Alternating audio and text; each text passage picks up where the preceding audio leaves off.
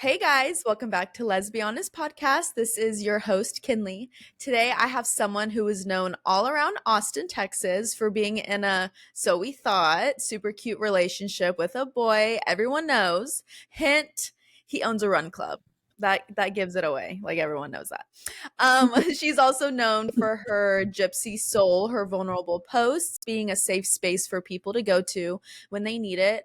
And last but definitely not least, being in a religious cult. Yes. Very, very interesting. We have a lot of random topics that we're gonna touch on. And so let's just dive in. So everyone welcome Bella. Hi. Thank you so much for coming on. Of course. Awesome. Okay. Are you ready? We're just gonna dive in. We're gonna start with just talking about you. We're gonna slowly get into this. Okay. So first, I want you to tell us about yourself. So where did you grow up? Where did you go to school? You can start like high school. Or actually no, let's start from the very beginning. Like where did you grow up when you were little? I grew up around. I hopped around a lot. I've been in Texas since I was like 8. But before that, I was born in Ukraine, and then moved from there to Philadelphia, and then Florida, and then California, and then Texas. And I was in Russia in the summers as a kid, so I kind of grew up everywhere.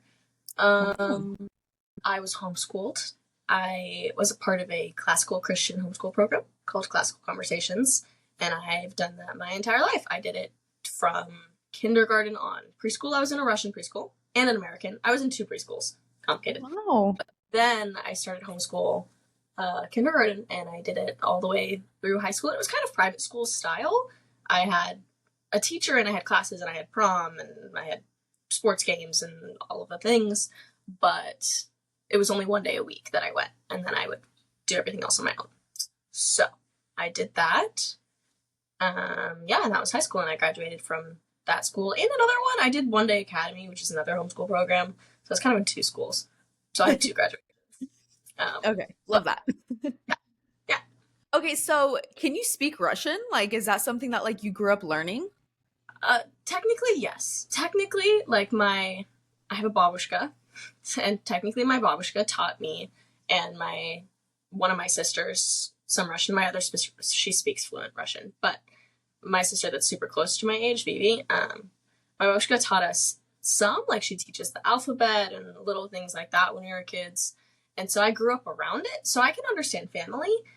When we were going to Russia a lot when I was a kid, I was better. I could read pretty well in Russian, and that everything was so much better than it is now.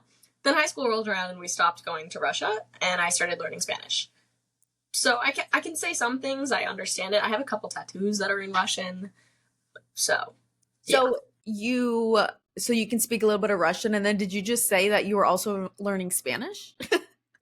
Yeah. I did 2 years of Spanish in high school, like normal, and then I did Spanish 1 through 4 in college also, and then I also studied abroad in Spain. But I'm not like immersed in it enough to actually say that I could speak it. I feel like I could read it and I could get by, because I took Latin in high school, and so that gave me a good base for all of it. Yeah. But I don't speak it. Don't I? You're like, I wish, but not there yet.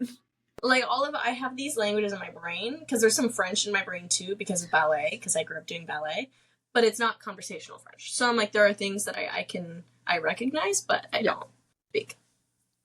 That is so cool. I wish. I'm going to be so honest. In college, I took Spanish, because you have to, right? Like, I think every major, I think you have to. Yeah. I will be so honest. I cheated through Spanish. Yep. Yeah, I definitely did a little bit of that in high school Spanish. Me and my best friend Mandy, we were in, and she goes to Texas State with me now too, and so I see her often, and it's adorable and fabulous. But we were in Spanish together, and we would take all of our tests together. And our teacher didn't catch on until the very end. And she was like, you guys can do homework together, but tests that's not something you're supposed to do together. I get it's a take home, but like, that's not. And we were like, oh, but we still passed. We still got A's, but. That is so funny. Yeah. Spanish was always it was the hardest for me in college. Like, I just couldn't get it. Like, I just really couldn't. And the teacher we had, I don't know if she's still there, but she was like so oblivious, or she knew but she just didn't care. Like she was just like pass my class and like we'll be good. But yeah, those really good days. Spanish. And it's like Mm-hmm. I look back and I'm like, damn, I wish I would have like actually taken the time to learn it, because learning or like knowing another language is so freaking cool. Like I just feel like it would have been so cool, but it is what it is. Okay, so yeah, so now you go to Texas State and the San Marcos area. And so what are you going there to, like, what is your major? I'm double majoring in dance and English with a concentration in creative writing. So, Oh my goodness, period. And what are you wanting to do with that? Like, do you think that's like what you're studying right now is going to like help you in the future? Or are you like, I'm just wanting to get that, the paper and then, you know what I mean? Then maybe go another route. um, mostly I'd say for the paper. I'd say about maybe 70%. I wouldn't give it all of it, but I'm just prideful and want 2 degrees, so I can say I can have 2 degrees. And I also just crave academic validation, and I love school. I really do love learning, and I love all of it. But mainly it's for the papers. But I'm using my English degree in my current job, so that's great. I've learned a lot that's helped me. And as for dance, I don't exactly know what I'm gonna do with it. I've thought about going into video dance because I studied video dance in Spain a little bit because we filmed a video dance there, and then I did a video dance independent study, and then I was on company here, and it was a video dance season, so I filmed and edited and danced and all of that. And so potentially I could do that when I travel, but I Yeah. can't really go dance full time just because of like health reasons. I love dance. Dance doesn't love me. So I got you. I yeah, got you. yeah. I got you.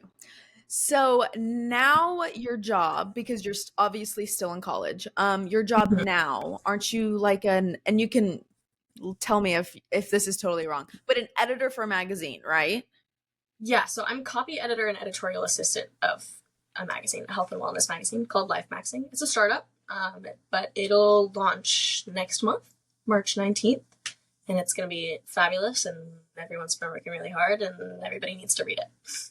Awesome. That sounds fun. Where's the magazine like? Is it like a local magazine or is it somewhere else? It's local. We build it up here, but it's going to be sold on Amazon Prime, actually, and so Okay. it's sold quarterly, and so it's just a nice little $29.99 Amazon Prime, kind of like more like a coffee table looking magazine than the like basic ones that you'd see at a newsstand. So should be good, very aesthetically pleasing, hopefully. Cool. Awesome. And we have a huge launch party, which any ATX people are welcome to purchase a ticket to. That's going to be March 21st, and it'll be fun, cocktail style, open bar, live music, raffles, everything. Oh my God, that sounds so much fun. I will look into that. I'm like, I will be there. Um, I feel like your upbringing, where you grew up, all that stuff, like we can talk a ton about it. But I feel like the questions that I have for us, it's all like we're gonna be touching on all of it. So, first, I would like to jump into the traveling, because your Instagram, like if anyone were to Mhm. go to her Instagram, it's just travel and it's amazing Yeah. and I'm jealous and I don't know, I just want us to talk about it. So, you're known for your traveling. Can you tell us what draws you into traveling like so much? I think a lot of it was just growing up. I was traveling all the time. My family always just valued making money or making memories with their money rather than anything else with their money. Um, so I grew up kind of going all over. We loved our family trips. We were in Europe often, which that sounds very like, oh, we were in Europe all the time. We were visiting friends and family in Russia, and would occasionally hop over to other places because you're so close. Yeah. Uh, so I grew up traveling a lot, and my parents are missionaries, so I was in that world. Was on like mission trips when I was in diapers. So I just kind of got really used to it. And then it died down in high school because of COVID and all of that. And then it picked back up again when I started working for influencers who were going on tour. And then I went on their tour with them for 5 months, I think. And then I got used to that because I was already pretty used to traveling at least every couple months. If it wasn't always like an out of country or even an out of state, but every couple months I'd have to get out and go somewhere. It could be a road trip or anything, or just a weekend away, but I'm not very good at sitting in the same spot. So I would hop around, and now I'm just used to it being like a can't sit still for more than like maybe 6 weeks, and then I'm ready. I'm ready to do something. So I now it's once a month. I At love least. that. That is exactly how I am. Unfortunately, and fortunately, I can see it both ways. I'm a teacher, so it's Well, like I have to be at school. You know, I have to be at work. It's not like an online thing. Like, so traveling is definitely something that I try to do as often as I can. yeah. But when I see people like you traveling like almost at least it looks like every month, I don't know. Mhm. Um, Yeah, it's been every month. you're like, yep, it is every month. I'm like, oh my god, I'm so jealous. I need to figure out how to do this. So I'm just jealous. So whenever you said you can't stay still in one place for longer than 6 months, do you think that's because of like your upbringing and like that's like you were just traveling all the time and so your Yeah. soul is just like used to just like experiencing new things, or what do you think Yeah. is the reason? I think that's a huge part of it is I have this just need to go places and I have to scratch that itch, and if I don't I will lose my mind. But I also just I feel very trapped when I'm in my college town for a longer period of time. And I mean I go to Austin every weekend. I'm only down in school maybe Monday to Thursday or maybe Tuesday to Friday. Sometimes I don't even come down until Monday night because my class is online on Mondays, so I just got to be here Tuesday and Thursday technically. So Hi, that is so I'm in Austin nice. every weekend. So I haven't put away my toiletry travel bag in the closet since June. So Hey, I respect it because you're like, you know, I'm on the go. You got to keep that thing. hmm You know what I'm saying? hmm I love that. I love that for you. So you you travel alone, which hmm you always meet people at your destinations, right? hmm Okay, so when you travel alone, like what advice would you give someone that's traveling alone if they're just like, oh shit, I'm scared. Like because I saw you went to yeah. Hawaii and hmm that flight is like how long? It's 9 hours. Yeah. And being alone for 9 hours on a flight can be kind of scary. So what advice would you give someone that's like wanting to do it, but they're like, hmm I'm just scared? Hmm. Um, First piece of advice that my mother gave me when it came to traveling alone, because I started like first time I went on a trip alone, and the thing is, alone, I it's slightly nuanced because yes, I get there alone, but I'm normally meeting people there. In Hawaii, I didn't know anyone, so that was different. But I just had met people through Instagram, and the kindest woman in the world, Bethany Simcoe, let me stay with her for 10 whole days. Um, That's sweet. Incredible, and she's another like content creator out there. So for that trip, I met people ahead of time that I knew I was going to go stay with.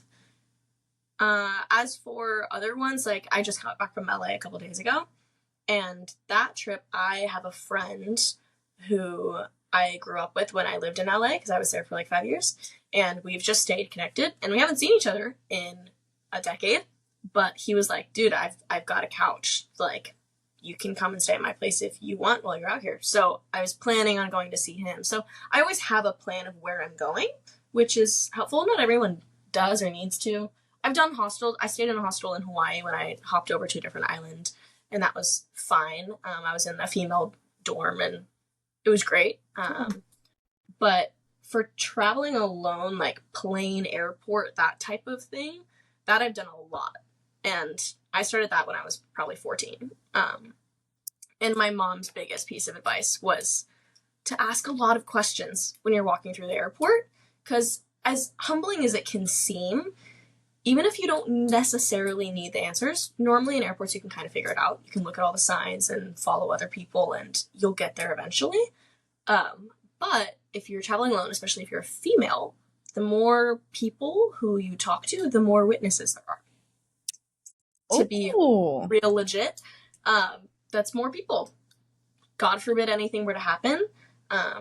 You're generally fairly safe in an airport. There's a lot of security. There's not very, very many reasons to be scared. But if you are, and you want to plan ahead for if something were to happen, gather your own witnesses. Talk to a lot of people. Make friends. If you can, purchase your seat and get it where you're not sitting next to people. That's my favorite thing to do. I personally hate sitting next to men on long flights. When I was flying to Berlin, because I was meeting like my boyfriend at the time and other friends there, but I flew there and back alone, and that's an 18-20 hour travel day by yourself.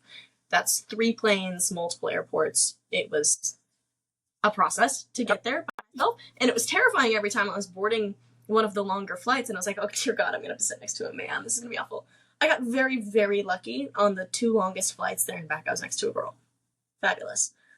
But ask a lot of questions.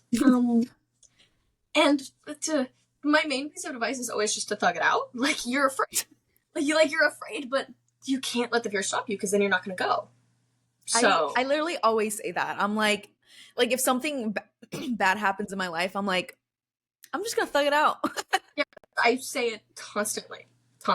Because it's like, it sounds silly, but no, like seriously, sometimes you just gotta like thug it out. Like, just like, you're chilling, you're fine. Yeah. Like, just keep going, you're fine. No, Yeah. I honestly love that advice that your mom gave you about talking to people, because then it creates more witnesses. And it just makes you feel safer. I've never thought of that. Like, if anything, I'm like, I'm gonna stay to myself and not talk to anyone. You know what I mean? No, it's not as safe, because you don't necessarily want to draw attention to yourself like crazy, but you don't want to be unrecognizable, and you don't want to anything like that, because God forbid something happens and people are like, do you remember seeing this girl wearing this thing? And everyone's like, no. Yeah. No. And whose fault's that? Yeah. You were hiding in the corner. You had your sweatshirt on over your face. You were being antisocial, so that's your fault. I get it. But that's literally me. I am the one at the airport with my sweatshirt on in the corner with my AirPods in, and I'm like, no one talk to me. Like, no one talk to me. But no, I love that advice. So when you were in Hawaii, you swim with sharks? Oh my God. That is like, so the thing is with me, I get seasick so easily, and so it really sucks. But that is my dream. My dream is to swim with sharks. So I'm sorry, I'm just like, I can't believe it. So I want you to tell us, like, how did that come about? Like, what, like, how was the experience? Like, were you scared? Like, just tell us it all. Well, I was thinking about doing it before I got there, and I thought it would be really cool, but I was also scared. So I was like, oh, do I really want to do that? Because I hate boats. Depends on the boat. I had a rational fear of boats as a child. Okay. Now I don't care as much, but I don't like the ones that are little blow-up boats. I have no faith in them. And normally the shark diving ones, they're little like yellow blow-up boats that take you out there. And I was like, I don't want that. I'm also afraid of like deep waters. If I can't see my feet, that's terrifying. Hawaii thankfully has clear water, so you can, but still, that's not my favorite thing. So there was a lot of factors in there that it was making me not want to do it.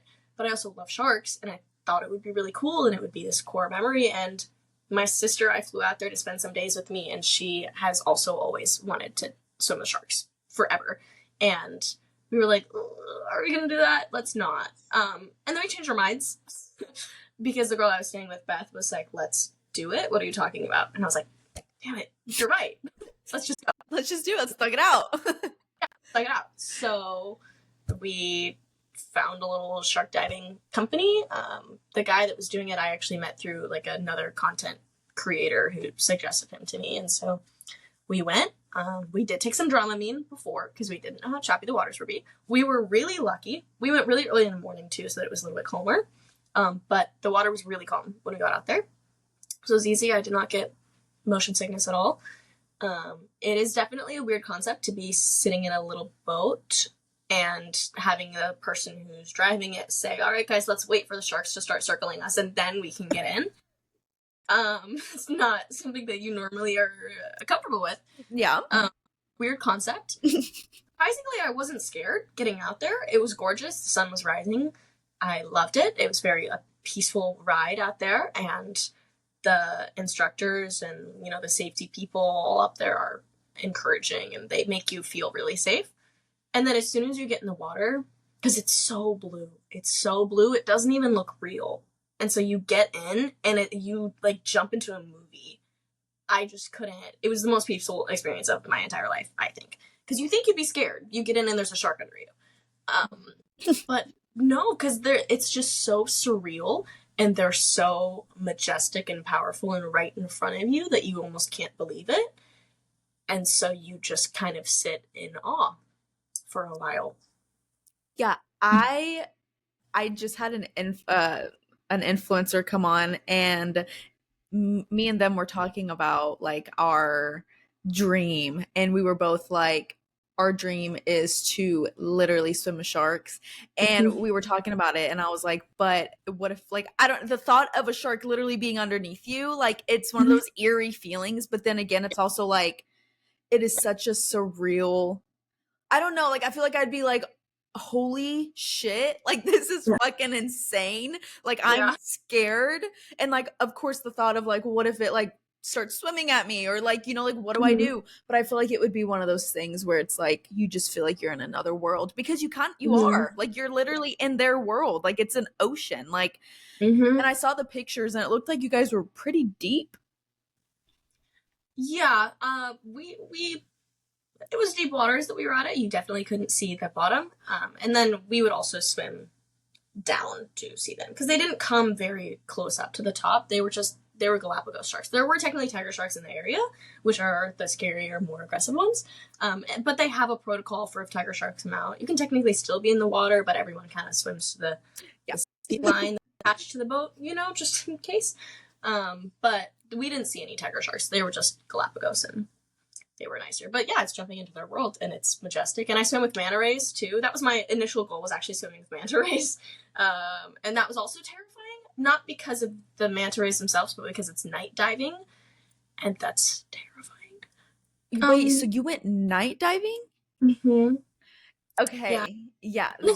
I don't think I could do that, just because like I almost didn't, just because I was like, I'm not jumping in pitch black water right now. Absolutely not. Absolutely not. Like it's not a close boat ride either. You're not that close to land. It's a minute to get out there. But I did it. And it was worth like, I'm here and I'm alive and I survived it. It was fantastic. It was my favorite memory, and I got it tattooed on me. So, as you should. I love that. So whenever you jump in at nighttime, do they have like spotlights from the boat? Like, can you see? Yeah, there's this giant rectangle flotation device that everybody kind of swims out to and holds on to, so you can just float, because you're not really supposed to swim with the manta rays. Technically, you don't really want to get close to them and in their way, because that's obviously their space. Yeah. And there's also so many. When we went, we got lucky. There was probably like 15. It was intense. But you kind of just float on the surface and just look at them, and that rectangle has a huge panel of LEDs. So, oh my god, were you scared that you were gonna see a shark? Surprisingly, no. Huh. That would be I don't know. Well, I guess I went shark diving first, so I guess that I was more comfortable with it. Because was this in Hawaii? This was on Big Island, though. We flew over to Big Island solely to swim with manta rays. I was like, Vivi, I'm booking us a ticket. We're gonna fly out there. We're gonna stay in a hostel for a night, and the only thing that we're going to do is swim with manta rays. And then and she was like, okay. So she's like, I guess. Yeah. That is so amazing. I feel like traveling with you would be so much fun, because I feel like you're just like, let's just do everything, Yeah. Yeah. Have you ever skydived? No, I wanted to while I was there. I wanted to because there's also an influencer out there who he does skydiving, and that's pretty much what he's known for. And he was reaching out to me, and he was like, "Dude, are you gonna come?" And I was like, "Can't, I can't. I couldn't afford it, and I didn't have time. I was really busy for those 10 days. Surprisingly, I was doing things pretty much every day. There was only one day that I spent completely by myself, where I was just driving around the island. But that was the best day though. Oh, it was awesome. Yeah. I had a great time. I was in my little Kia. I had a little Kia Soul that I rented. Period. Sweet, nice old man that was there that you'd think is really sketchy. Because renting a car when you're under 25 is not easy. Yeah. I've managed to do it in many places, but he was like, let me DM you on WhatsApp and let me take your car for 10 days. And so that's what I did. Turned out great, though. I drove my little Kia Soul all around the island and hung out. I went to like China Walls, which some people in Hawaii would know. It's like this rock structure people jump off of. And I went and watched sunset there. And I met a girl. She recognized me from Instagram while she was there, and we sat and yapped, and I told her all of the problems in my life, and we talked for like an hour and a half. It was great. Oh my God. See, that's why I love traveling, because of like experiences like this. Like I feel like you just meet so many amazing people. You know what I mean? Mhm. I love that. Where is your favorite place that you've traveled to?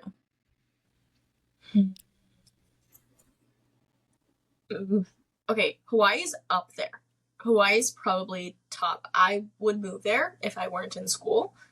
I would sell everything I own and live there for sure. I get it. But also Portugal. I really loved Portugal. I went a year and a half ago, I think, because before I studied abroad in Spain, my parents and my sister Vivi and I all went to Paris and then to Portugal, and then we drove over to Spain. So, and then they like dropped me off and went and did their own thing. That is crazy. So why would you say Portugal is one of the best? It's gorgeous. It's one of the most beautiful. I mean, I love cities also. I'm a big city girl and I think it's great. I love Chicago, I love New York, I love LA, I love all the things. But water, I love being by. I'm a beach girl at my core. I blame my mother for that. She took us to the beach. We had these things called Malibu Mondays, as we'd call them, when we lived in LA, and every Monday we would go to Malibu together as a family, and it was fantastic, but it ingrained it into my soul, and now I swear to God, I'm called by the ocean every single day. So it's something about both Hawaii and Portugal that it's like the most beautiful place naturally that you could go to that's not man-made beauty. Paris, stunning, beautiful, man-made beauty. Yep. It does something a little bit different than places like Portugal and Hawaii do, where it's just like, oh my God, someone made this? Don't know who, depends on your religion, but it sure as hell wasn't us, because we couldn't. Like, we could never do this now. No. That's so funny. No, I am the same way. I grew up in California for like 10, 11 years, and we would always take trips to the beach all the time. And the ocean is ingrained in me as well. Like, I'm not kidding. Me and my sister, we talk about it all the time. It's like every single time we're at the beach, it just, I know you understand the feeling and I can't explain the feeling, but it's just like, it's just like it's like I'm Moana. Like I literally am her. Yeah. Like the ocean is just like, I don't know how to explain it. Yeah, it's okay. I get it. You get it. It's just every time I'm there, I'm like the happiest I've ever been. And like I have anxiety, like hello. And when I'm at the ocean, like I there's just no anxiety, nothing. It's just like my safe haven. Yeah. It's just amazing. I went to Turks and Caicos. Have you ever been there? No, it's on the list. Okay, I would totally recommend. Whenever you said the ocean water in Hawaii was like blue, that's how it was in Turks and Caicos. It was the craziest water I've ever seen in my life. Like amazing. And we were there for I think like 7 days, and I just didn't want to leave. I was like, because most of the time, like whenever I'm traveling, like I like traveling, and then I'm like, okay, I want to get back in my routine for a little bit, you know? And so, but whenever I was there, I was like, I don't want to come home. And I was looking at apartments, like I was looking at Yeah. It's just amazing. And then I'm going to Curacao. Have you ever been to Curacao? Mm. Okay, well, I'm going there this summer, and hopefully it's as beautiful as Turks and Caicos because I'm excited. Love that. Portugal's always been a place I wanted to go to. So you said it's beautiful, so I Mhm. will put that on the list. Yeah, people ask. So I have the same profile photo on Instagram as I do on like TikTok, everything. It's the same photo because I just like to keep it consistent. And people are like, "Where are you?" It was in Portugal. That's where that was taken by my dad. Thank you, Dad. Find my dad. Yeah. Period. Yeah, I hear it's beautiful over there. I hear it's beautiful, and it's very LGBTQI plus over there. So that's a plus. We're gonna jump into your religious trauma. Are you ready? Nice. Yeah, Let's do it. nice. We love this topic. Okay, so when we talked, you said you had a good amount of religious trauma. There's a lot to uncover here, so you can uncover as much as you want. Huh. So let's just start with ICOC, right? Mhm. Okay. Um, let's talk about how you got in it, how you got out, everything Mhm. about it. Like, just the floor is yours. Okay. So that's the family of churches that I grew up in, because my parents are leaders in it, and it's just a iffy topic about whether or not it's technically a cult, because to be considered a cult, you have to have the same leadership, kind of, overarching for the whole thing, and technically speaking, ICOC doesn't. I mean, my parents' church is also a part of the same like fellowship of churches, and I love it, and I go willingly all the time because they're the leaders of it and they control it, and it's different than other ones. It just kind of depends on what location you go to, what experience you'll have. So I grew up in it, and it was no, I was gonna say it was great growing up. It wasn't great growing up. There were a lot of problems throughout high school. I studied the Bible and got baptized, because in order to get baptized in that church, you have to go through a list of Bible studies to be considered like ready or saved, technically. Which honestly, the Bible studies, they aren't all terrible. There's a lot I don't like, but the general concept of really knowing the Bible before you decide to commit your life to it, I think is important for sure. I don't love the way they go about it, but great idea, just not great execution all the time. But I studied the Bible and got baptized at 13, which was very young for our church. It's not that young for other ones. I mean, kids are thrown in the water when they're like 7. But when it comes to a kid willingly studying the Bible for months on end before getting dunked underwater and committing their life to Christ at 13, that was kind of like a what is she doing? So I was moved from the preteen ministry, as they call it, into the teen ministry early, just because there was no disciples in the preteen ministry, and there was maybe 5 in the teen ministry. So I very quickly became an example for people, and they were like, look at this girl, look what she's doing, blah, blah, blah. Everyone should be like her. So I grew up really fast. And high school was fine-ish.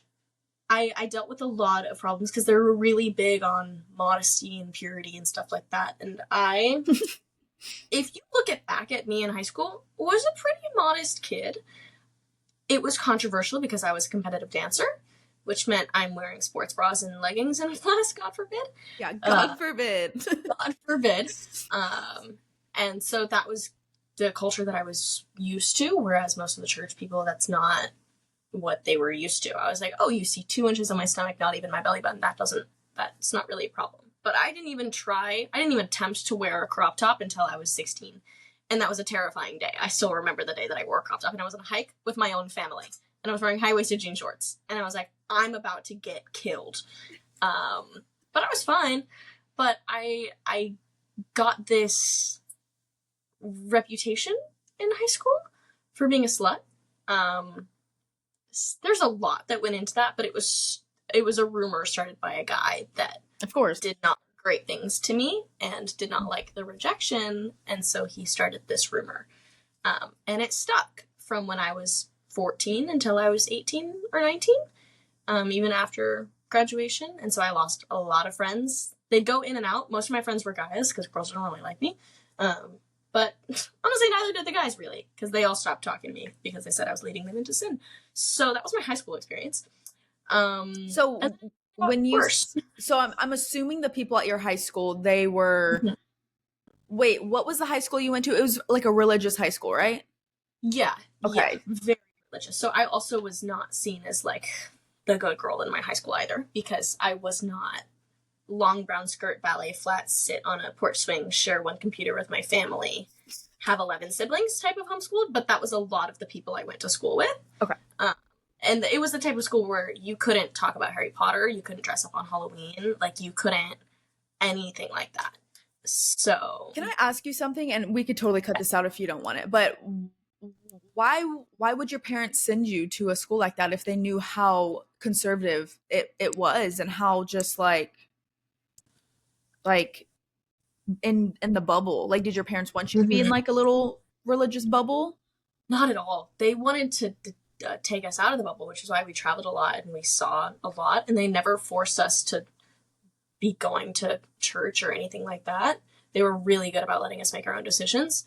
But that school, just educationally speaking, was top tier, and it prepared me really well for everything else. Yeah. And they wanted us to have a classical education, and they didn't want us to have to deal with some of the problems that are in public school, that they were just like, I don't want that for you. They would rather deal with some teacher getting mad that we started talking about Harry Potter than something crazy in a public high school. Yeah, no, I hear you. I mean, coming from a teacher, the public school system is so messed up. Honestly, when I have kids, mine will probably be at a Montessori or homeschooled. Yeah. Yeah. And that was their thing, is because my oldest sister, Diana, she's about a decade older, and she went to like charter school and she did some things like that. She wasn't homeschooled with us. But me and my sister, they were like, you're not going to. I tried. We both tried. There were times where we tried to get out of it because it was really, really hard school, and it kicked our asses. But we never succeeded in our efforts, and I'm grateful for it. Yep. Period. Okay, so let's see where we were at. So high school, they called you a slut because you weren't that little picket fence, long skirt, hair in a braid. I don't know. Is that like? No, yeah, pretty much. Because I mean, there were just a lot of things in my high school church type of like teen ministry is what they call it. In my teen ministry, there was a lot of problems, but like junior and senior year were pretty great. We got new leaders and they were awesome, and we're trying really hard to change that narrative that most teen ministries have in that fellowship of churches. So they were doing a really good job trying it. It wasn't even the leaders at that point in high school that were the problem. It was just some of the people I was friends with and just some of the experiences I had with boys that were there that weren't very respectful or kind. So the dude like just made up rumors about you, and then your friends like believed this dude? The guys did. The girls didn't, because this guy and I, we had a it wasn't even considered a situationship at that time. That wasn't a thing yet. Yeah. Because ages like 14 to 16, though, we would talk on and off and on and off and on and off. Because I was like, oh, this guy, he's cute. He was the popular one, and he wasn't very respectful of my boundaries, you could say. Yeah. So we didn't. God, I didn't have my first kiss until I was 18 either. So this whole like, ooh, she's impure, you don't want to be friends with her, she's going to lead you into sin type of thing was crazy to me. Because I was like, guys, I haven't had a boyfriend. I haven't kissed a man. Had I kissed women? Maybe. I hadn't kissed a man. Another story. They didn't know that. They didn't know that. But like, I hadn't kissed a man until college. So I was like, where are you guys getting this information? But that is what they decided. Because I was friends with so many guys that they're like, she's a flirt, she's trying to get attention, she's trying to seduce all of these men. And I was like, it's also, most of them weren't like disciples is what they called it too. Most of them weren't baptized or anything like that. And so the fact that I was the baptized girl and they were like, she's leading us into sin, did wonders on my mental health. Wonders. We're laughing through it, but it's traumatic times.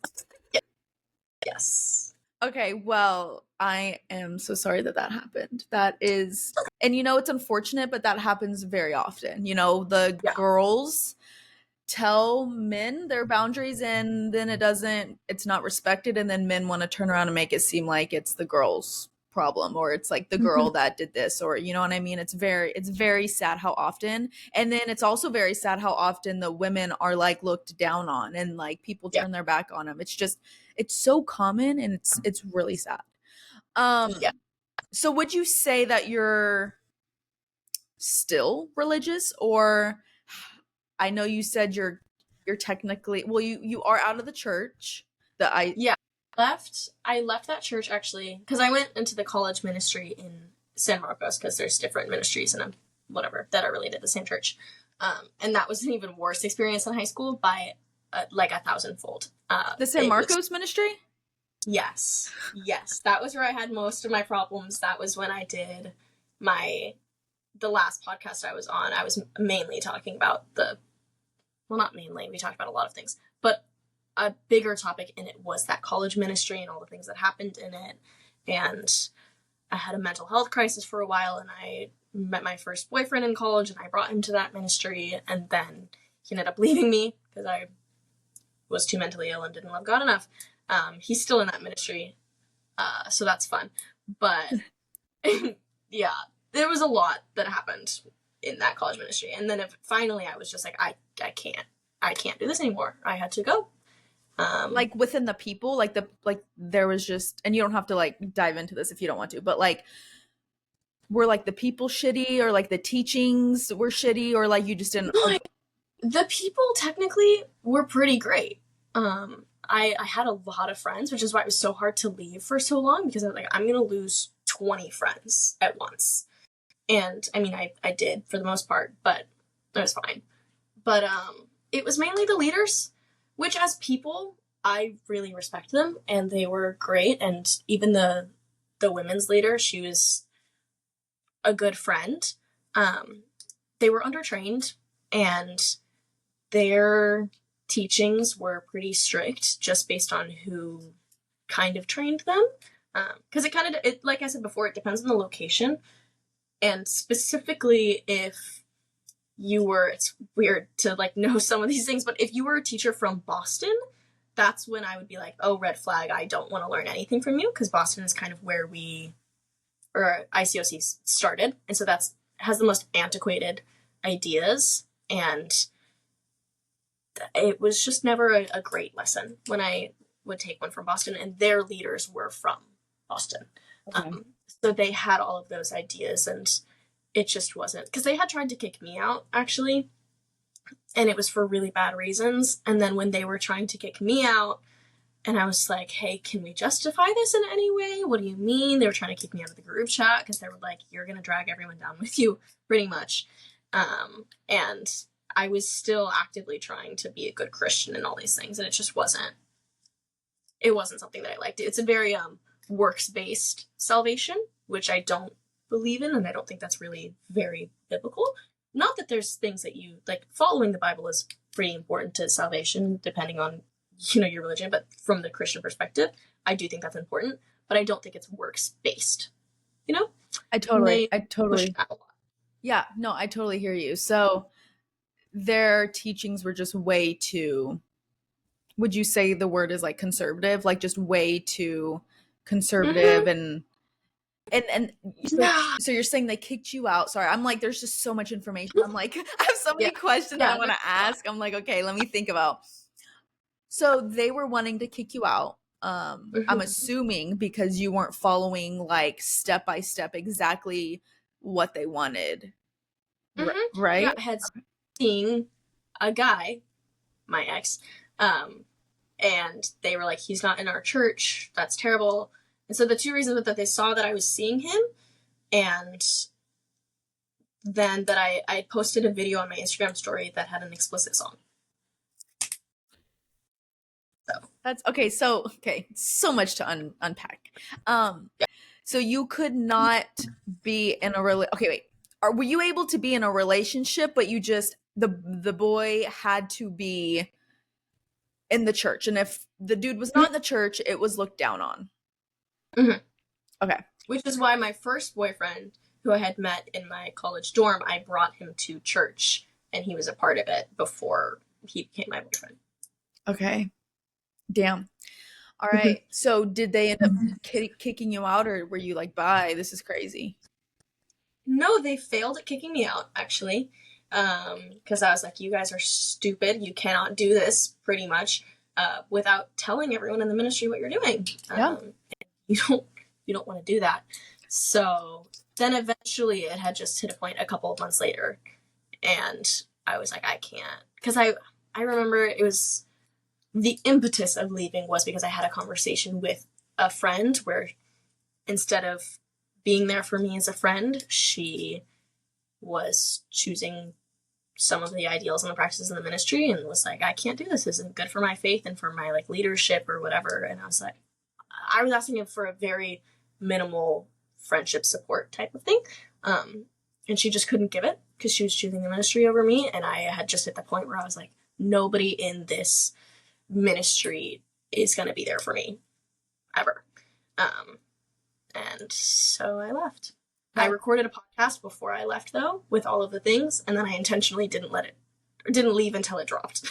So I was still in contact with everyone, and then I left. Period. You know, honestly, it's like it sucks that all of this has to happen, but I also feel like it's good that it did happen because I don't know, the way I see it, it's like, why would we want anyone in our life that isn't going to like love you fully, like who you Yeah. are? And like you having a boyfriend outside of the church, like, why is that?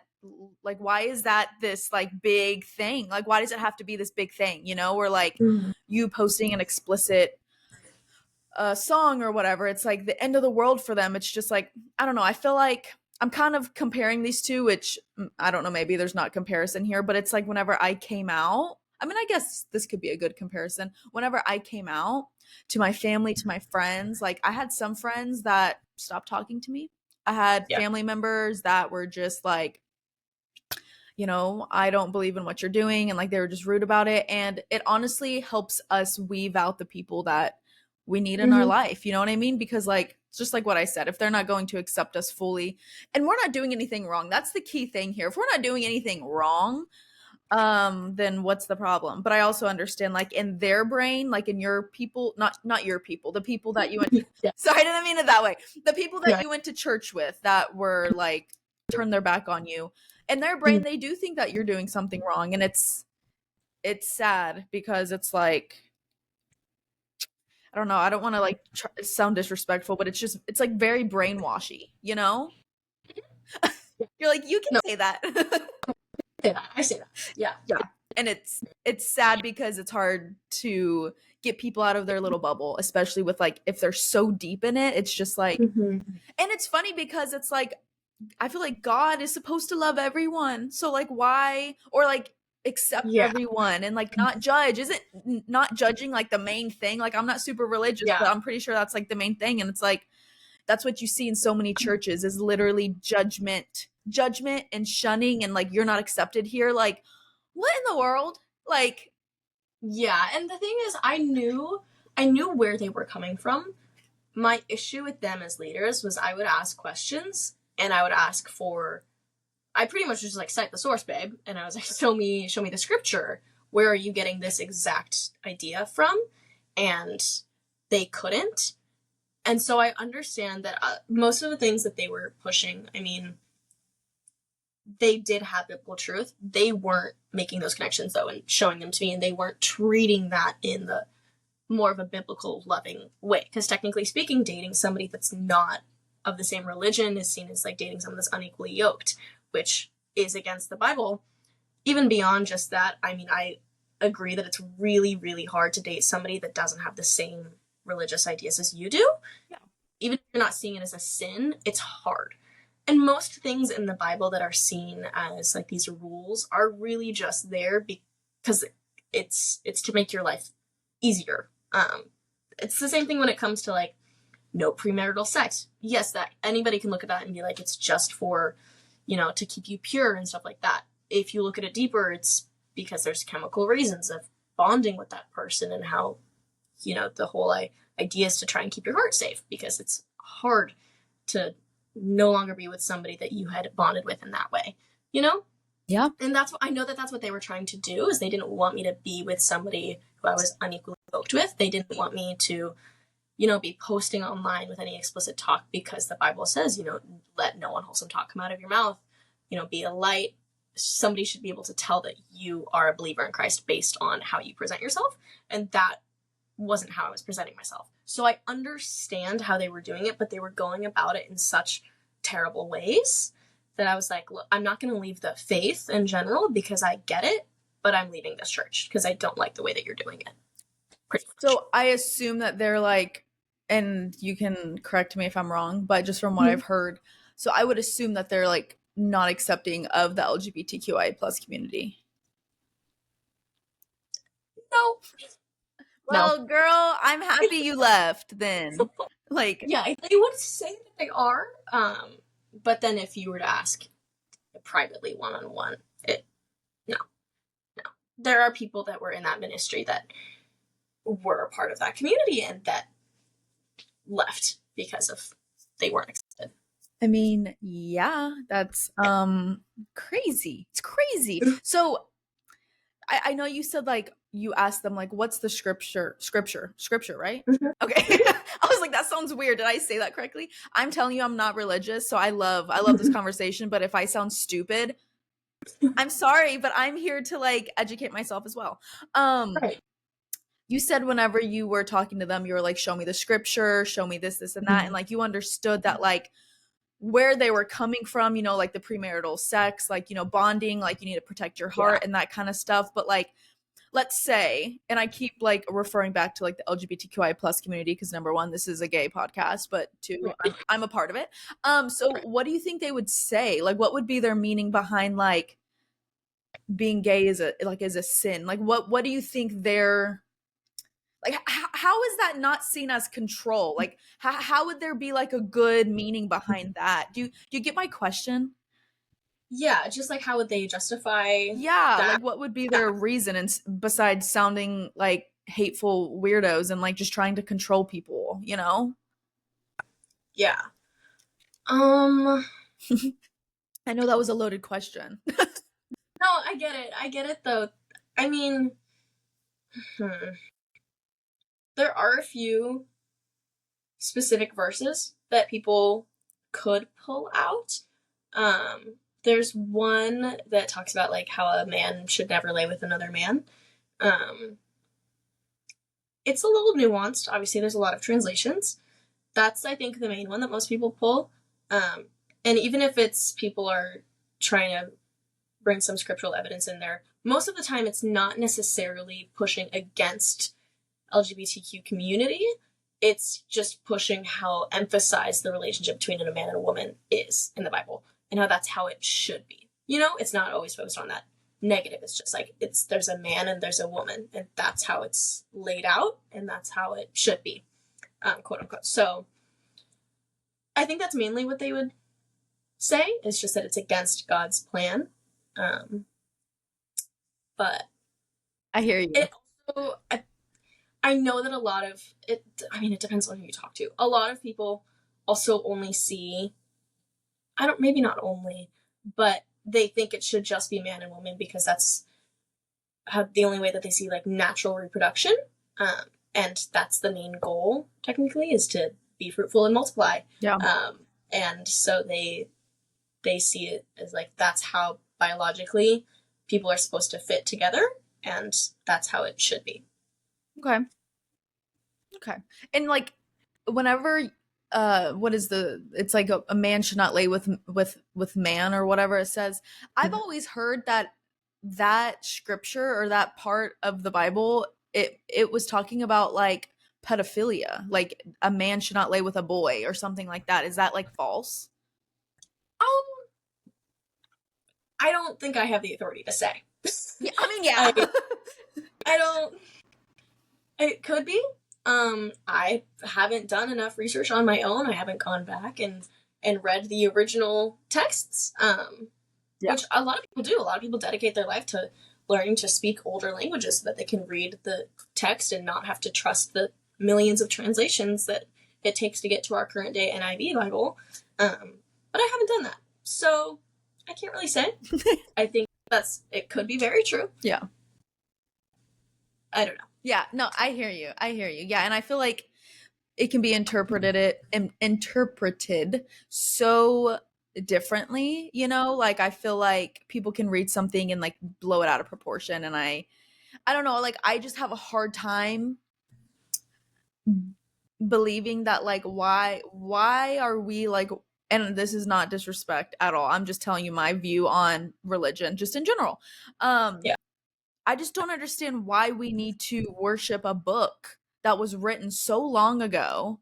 And it's like, what if it's just like a fiction book that was written and then people have made it into like this control thing where it's like, no, this is what you have to believe in. Like I view religion as like, it can be a good thing.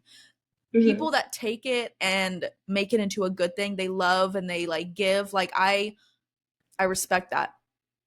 But it's hard for me whenever, I don't know, it's just hard for me to wrap my mind around the fact that there's this book and we're basing our life off of it, and like, oh, I can't do this because the Bible says this. It's like, why can't we just be good humans? And like, if people have sex before marriage, like, okay, like humans like to have sex. It feels good.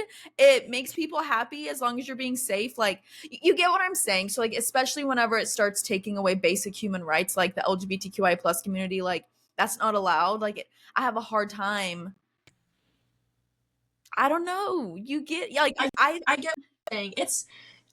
It's really hard. And even as someone that grew up in it, and that was my natural way of thinking, just because it's how I was raised, I questioned more than pretty much anybody that I was around, which is scary.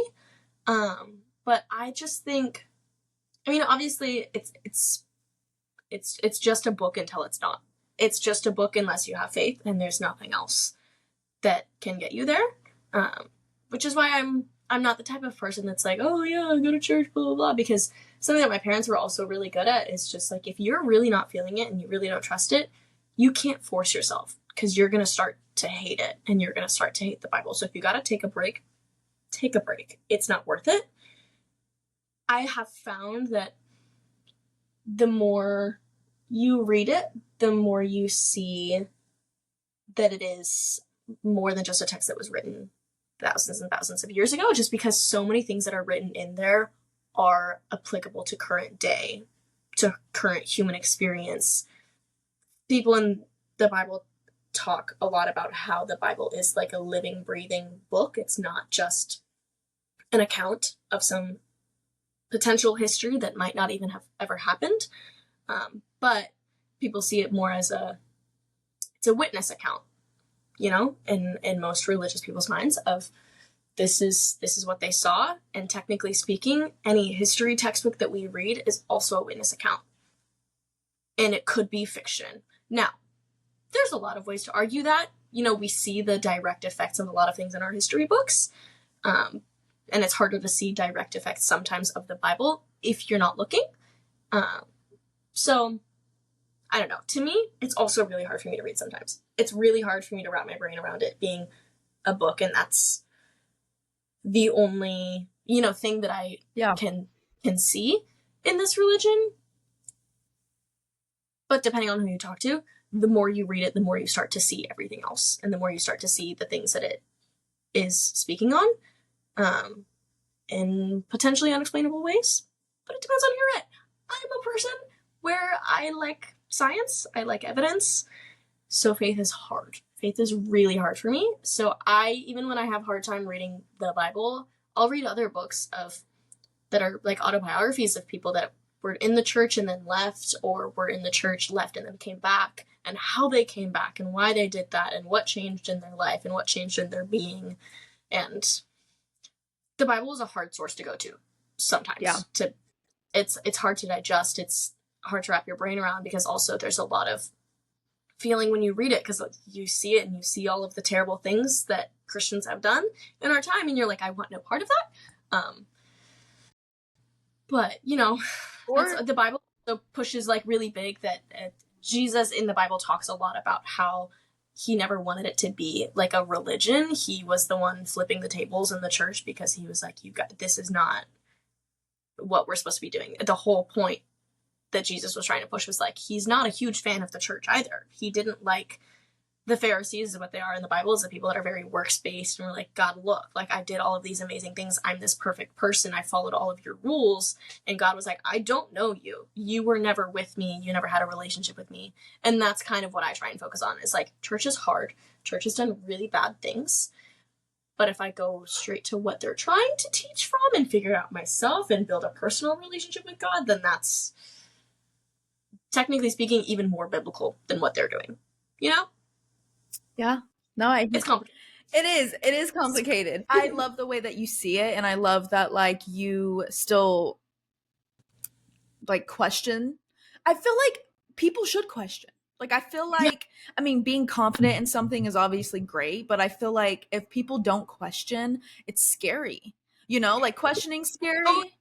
Integrity in it either, because they just give the answers that they're given. If they're having a one-on-one conversation and asking for personal opinions, there are none. Exactly. That's so I love that you're in this journey, which I feel like you've been in this journey for a while, right? Like trying to figure out. So I feel like it's a scary journey because I wasn't as, not even close to being as like religious as you were, but after I came out, it was like all of the hateful comments and remarks that I get from people are Christians. Mm-hmm. And why in the world would I want to be a part of something like that where there's so many hateful people, which I don't forget about the good ones, but it's just hard for me to be a part of something that in this book it says it's a sin, supposedly, you know what I mean? So it's just like it's hard for me to be a part of it. And so me coming to the realization, like I don't really think I'm religious, like I don't really know what I believe in. Like I believe that there's a higher power, but like what is it? Like it's just so confusing, and that's why religion, it's such an interesting thing. Yeah. But it's just also so confusing. You know what I mean? But yeah, that's one of those things where it's, because I've had those moments where I'm like, I hate the things this church has done to me and everything it stands for. Should I just leave the religion in general? Which I'm glad I didn't really. I'm complicated. But that's one of those times when I'm like, okay, this is what they're saying. Is that true? And then the best way to find that out is to go to the Bible yourself, because there's no other way. But also that takes time and energy and brain power that I don't always have. You're like, I don't want to focus on that. Yeah. I get you. Okay, so we talked about it being kind of sort of a cult, and you said it technically sort of like isn't, but it kind of can be looked at as a cult, but not really because it doesn't have the same leader like all around, right? But like why is it considered a cult then? Because you were like, look up this church and just read, and I did. And they're like, it's a cult, it's a cult, it's a cult. And so if it's not the same leader all around, why is it considered a cult? Like, why are people like, so many people left. So like what's going on? And like, what happened?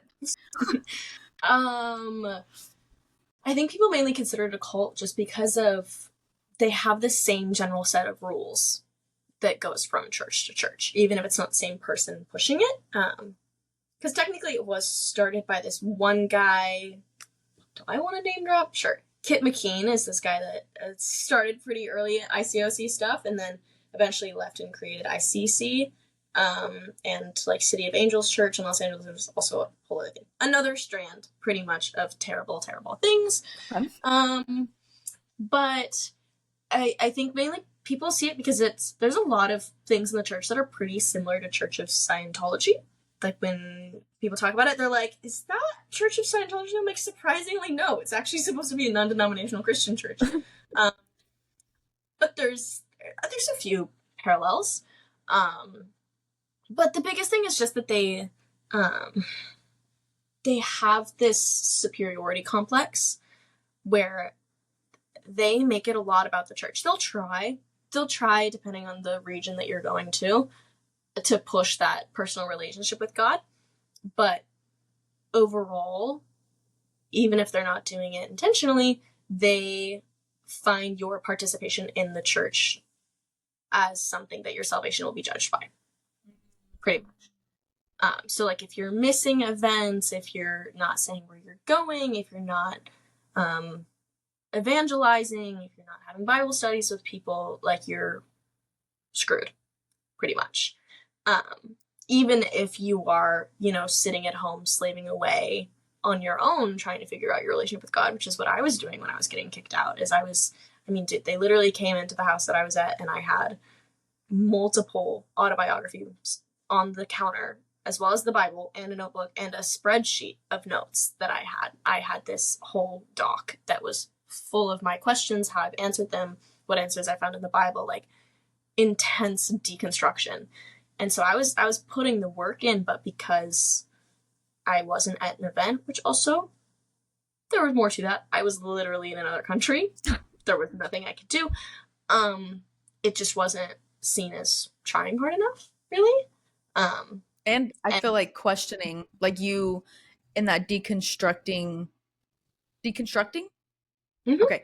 In that deconstructing like time that you had, did they know that you were really deconstructing all of this and you were trying to figure it out? Like, did they know that you were someone that was like questioning? Mm-hmm. Yeah. Okay. Mm-hmm. Mm-hmm. But instead of providing answers, they pushed me out. Love that.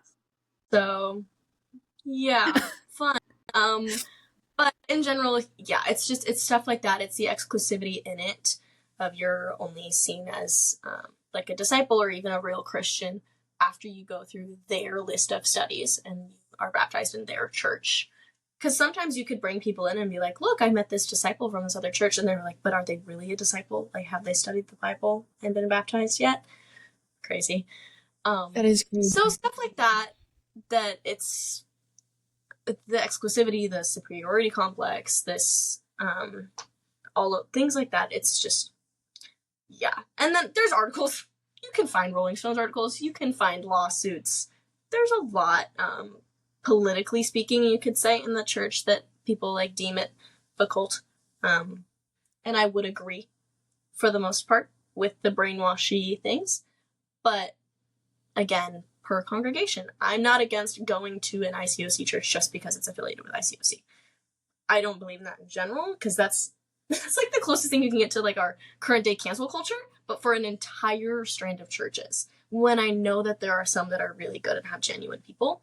And so that's why I'm like, okay, they're ICOC. I'm going to go in with my guard up for sure. I'm not going to go in with any type of rose-colored glasses at all. I'm going to be very hyper aware of the experiences I'm going to have, but I'm not against going and seeing and Totally. No. figuring it out for myself. But either way, it's not my favorite. So were you allowed to, so when you were in ICOC, I know you said like the ministry at San Marcos, like you couldn't have, I guess I just answered my question. So the church, you have to be dating someone that's in the church, like no matter what. Pretty much, yeah. Actually, I think somebody in the ministry right now, I'm still connected to the people, so I get all the tea. I think somebody's dating someone else. I don't think that's gonna go well. I heard that he had lied about it for valid reasons, because he's not gonna be allowed to date her. Yeah, but he's scared. Yeah, I know that people are trying to kind of stray from that. But for the most part, it's not. Like, what if it's Even sorry, sorry. What if it's like someone that is still a Jesus follower, what do you call him, a disciple?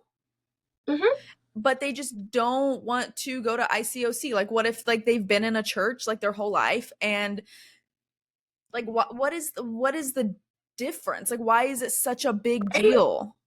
Right? Yeah, there's a 95% chance that even if you're like, hey, look at this person I met, they're awesome, they're also a Christian from this church, there's a 95% chance that they're going to go, but are they really a Christian? Can we get some Bible studies in anyways? So, yeah. Okay, that's crazy.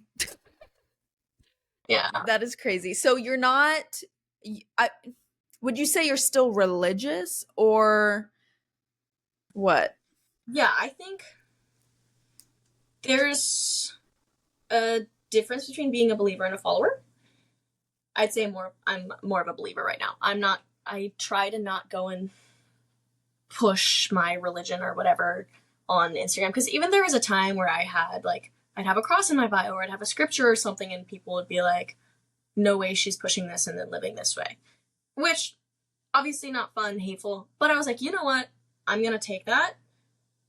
You're right. I'm not going to try and present myself as this perfect Christian if that's not the way that I'm fully living right now. It's still something I believe in and something that I strive for, but I'm not that picture perfect preacher's kid that most people thought I was for a long time. So I try to not push too much while still telling people that I am still religious. I'm not going to get online and be like, I am this disciple.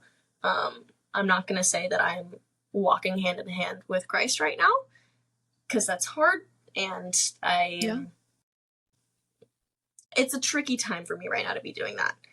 But I still listen to this podcast called Saved Not Soft, and I love it, by Emmy Moore, I think her name is.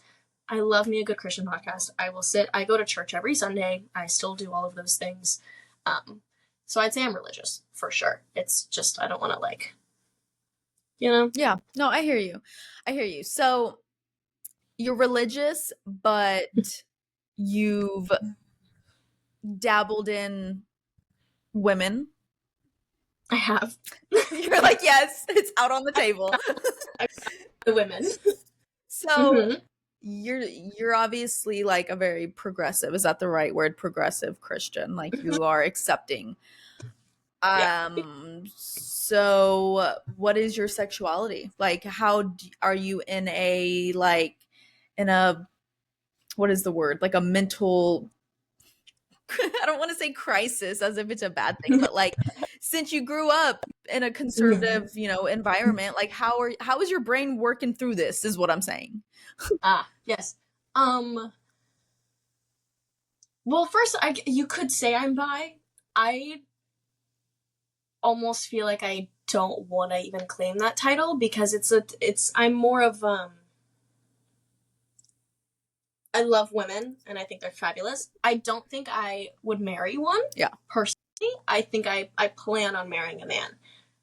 But that never took away the attraction to women or the anything like that. Like I've had romantic feelings for women before, but I almost don't want to claim the bi, just because I'm not like a 50-50 type of person. So I don't know what you'd call that. Okay. So when you say you're not like a 50-50, like what does that have to do with being with a woman? In the sense that I'm not like straight down the middle, like 50% attracted to men, 50% attracted to women, and there's a 50-50 chance that I'm going to end up with one of them kind of thing. Okay. I lean more towards men. Oh, okay. I see what you're saying. Technically speaking, I've only been in relationships, like legit relationships with men. Okay. But I've liked women. I've messed around with women. Ooh, girl.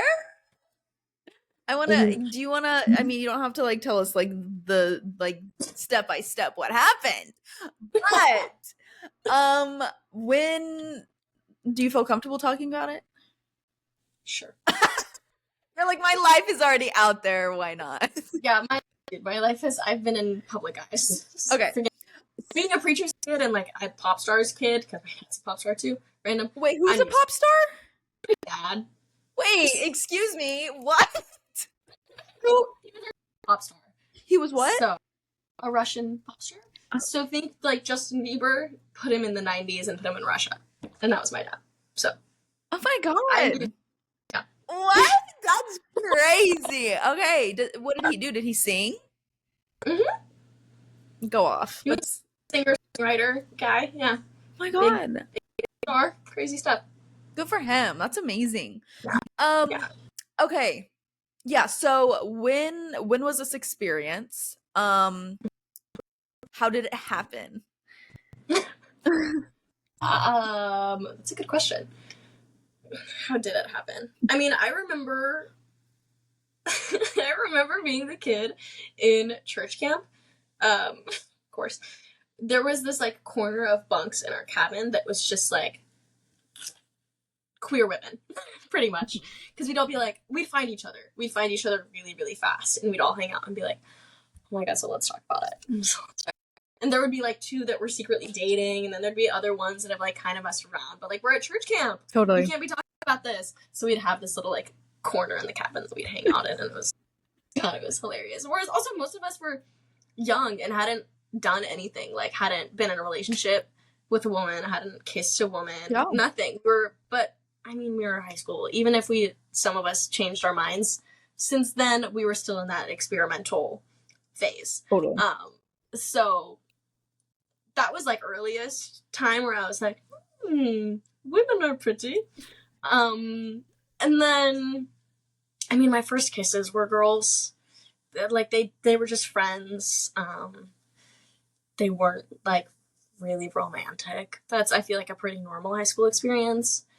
I liked this girl when I was on this mission trip, and it got messy. And we didn't do anything about it. It's like, I was just like, she's gorgeous, and I like her vibe, and I like hanging out with her. This is great. We didn't do anything. And then she stopped talking to me, so that was fun. Like, let's not talk about that. that was a fun time. And then freshman year of college, there was this girl that like we were attracted to each other. That there was like good chemistry or whatever. That lasted freaking weekend, and thank God it ended. But there was that. I haven't gone very far physically with women, if we want to be like super explicit with it. I've done some things. I've never like slept with a woman. But I'm also not a very sexually active person. Like I really am just not. Yeah. So. Well, I love that. We love that. I've dabbled. We've dabbled a little bit. And I feel like if you've romantically have felt a certain way towards a woman, because I have friends that are like, I'm just sexually attracted to women. And I'm like, yeah, like, I wouldn't say that that's gay. Like, I wouldn't say that, like, no, that's chemicals. Yeah. Of course everyone's attracted to whatever gives them pleasure. Yeah, exactly. That's human. Exactly. Sexuality is hard. I feel like humans are just fluid. Like, you can just, I don't know. Like, why not? Like, why wouldn't you be attracted and romantically attracted to like this woman? Like, she's beautiful and you vibe with her. It's like, why not? You know what I mean? It's like, women are just so beautiful. Like, so I get it. There's so many beautiful women in the world, and then there's just not very beautiful men. There's not very many. And I saw this TikTok, and it was this girl. She's like, I'm just sitting in bed thinking about like, there are so many beautiful women in this world. Mm-hmm. She's like, and I can only think of like 2 men that are like attractive in this world. And I'm like, you know, that is very true. Like, I agree with that. Like, I can totally see that. So it is funny. Okay, so we're kind of bopping around. So you ended up leaving the church. Yeah. Yes. Yeah. Okay, you left the church. Was that like a process? Because I know you said like there's somewhat similarities with Scientology, but like, you know, it's not Scientology. I know Scientology, like, it's like a process to get out. Like, you have to like, the crazy stories I've heard in like documentaries, it's like they've had to like fucking get in like a trunk of a car and like leave. Like, it's bad. Okay. I didn't have to go through that. It was messy when I left because I'm a preacher's kid and because I did a podcast and everyone knew. So it was, I mean, I had a conversation about that podcast for every single day for 6 months after it came out because everybody was like, what's happening? There was a Facebook group that was posting about it, and it was a whole thing, but the actual leaving wasn't a problem. I just stopped going and it was fine. But it followed me because I spoke up. I mean, period. I feel like with like the election and everything going on, I keep on saying like passionate people get shit done. And so like when you're vocal and it pisses people off, it's going to happen. You know what I mean? Yeah. So I'm assuming your family, your parents, they were okay with you leaving. They wanted me to leave for so long. I didn't leave because I was scared, but months prior, they were like, get out. And they would go to my leader and be like, I don't like what you're doing. Let her go. So they were very supportive of me leaving. They obviously still want me in the church, and I mean, I still go with them, but that congregation specifically, they desperately wanted me out of. So, yeah, I was just about to ask you that. So they wanted you to leave, Mm-hmm. but they're still in it. So they're leaders of the branch Mm-hmm. or whatever it's called. They're leaders of their own region, their own congregation in South Austin. So they lead that the way that they want to, and it's great, and I love everything they do. Okay. Okay. But as for my congregation, my leaders, they didn't like. I mean, as people, they liked them, but as leaders, they felt also that they were undertrained, and yeah. I hear you. Okay, good. I love that. So one more question, and then we're gonna jump into the messy little breakup that you had. Yeah. Okay, so how would you say you navigate the balance between your Christian beliefs and then, you know, your support with the LGBTQI plus community and like your sexuality? Like, how do you say you can balance that? I know we've kind of already touched on it, Yeah. but yeah, how would you say you balance that like completely? And it's okay if you can't because it's a lot. It's true. Yeah. To be completely frank, it was really, really hard in high school. I cried myself to sleep many a nights. Yeah. Because it's hard when people are telling you you're going to go to hell just because you're existing. And you can't control that. So I get it. I get how hard it can be to be someone that's in it and trying to balance that. As for on like a grander scale, I justify it mainly because of some of the things that I really believe in the Bible, and it's about accepting and it's about loving. And I don't think that there's any reason, especially even if, see, for me, even if I was, say, really, really, really conservative Christian, and I wholeheartedly believed that it was all a sin, even then, I don't think there is any reason that my personal beliefs should dictate anyone else's life. Even as much as I'm like, I believe that the main, part of the Bible is to go and make disciples of all nations, because that's like the core mission. I still don't think that needs to be something that is so political. And I don't think that that's based on my opinions that should dictate, say, human rights, because they're human rights, not my rights. I do what I want. So I'm very, I've had a lot of problems when it comes to like politics and things. So on a grander scale, I balance it by knowing that no matter what I feel, God forbid a decade down the line, for some reason I end up in another brainwashed cult and all of a sudden all my personal opinions have changed. I never see that happening. I'm an incredibly opinionated person, but God forbid, for some reason, I get poisoned and all of a sudden I believe that everything about the LGBTQ community is a sin and I never was part of it or anything like that. I am still a really, really strong believer in it not being my business if it's not my business. Pretty much. People can do what they want. Because also forcing people to that, like, Christian belief is also against the Bible. That's kind of the whole point of why God made free will, because it's not a loving relationship if it's forced. And I think anything against the LGBTQ community based on religious beliefs is going against that we don't want to force you concept of the Bible that makes it true. Yeah. And authentic. No, so I hear you. If you ever get sucked into a weird cult that is like super conservative and against like human rights, I will break you out of it. Thank you. You're welcome. Perfect. Because we're not letting that happen.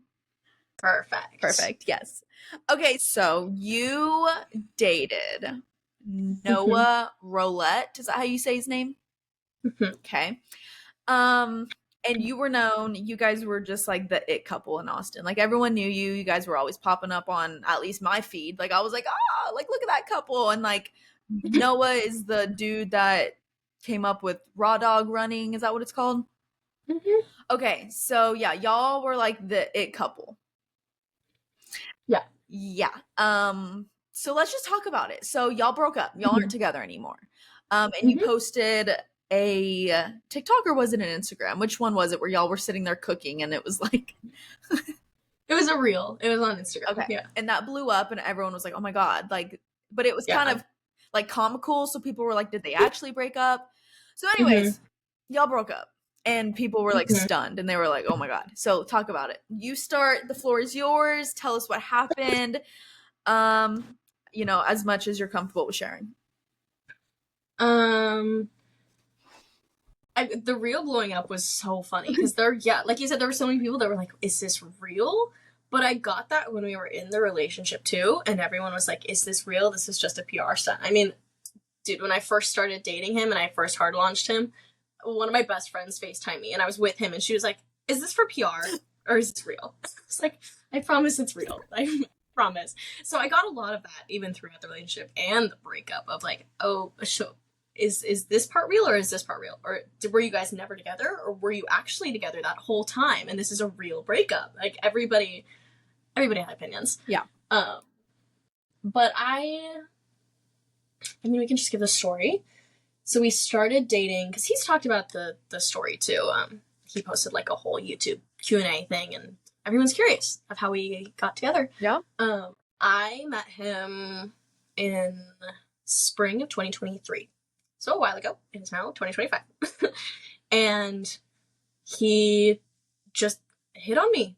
We were at Barton Springs. I was swimming with my friend, and I saw him when I was sitting in the water, and he was sitting on the curb, and I was like, "Who's this man?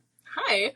And we like had a little bit of eye tag and had very, very short conversation because I remember being in the water and my friend was too scared to jump in because it's Barton Springs. It's cold as hell. So I was like, "Girl, you gotta just jump in." And he like encouraged her too. And then we got out of the water and I didn't talk to him, but then I was laying on just the side and was reading my book or tanning or whatever. And he came up to me and asked for my phone number. He said he liked my piercings.